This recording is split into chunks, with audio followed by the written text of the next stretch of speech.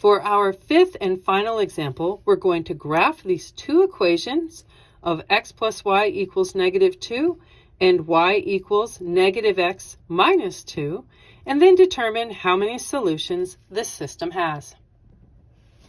Well, we see that our top equation is not in the y equals mx plus b format, but the bottom one is.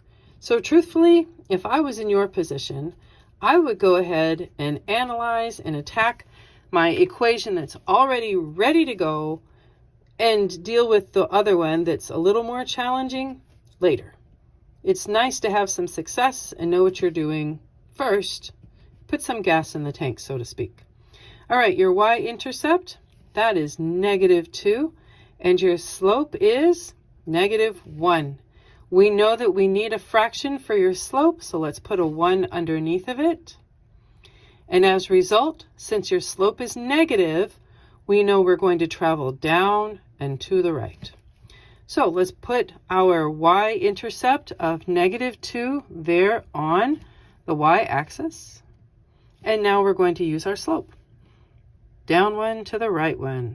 Again and again and again. Okay, straight edge time.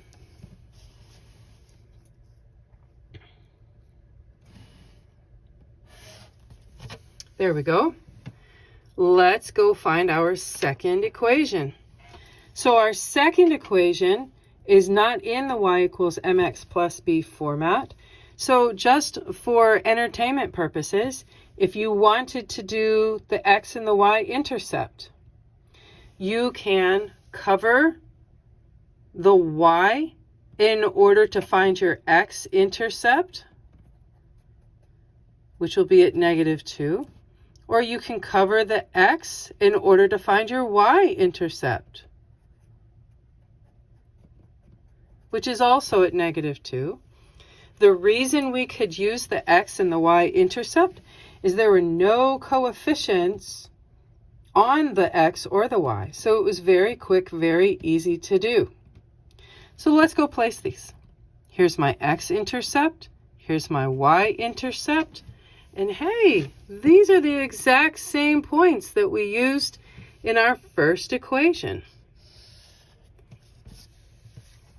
So again, we have an example of overlapping lines because they are exactly the same line.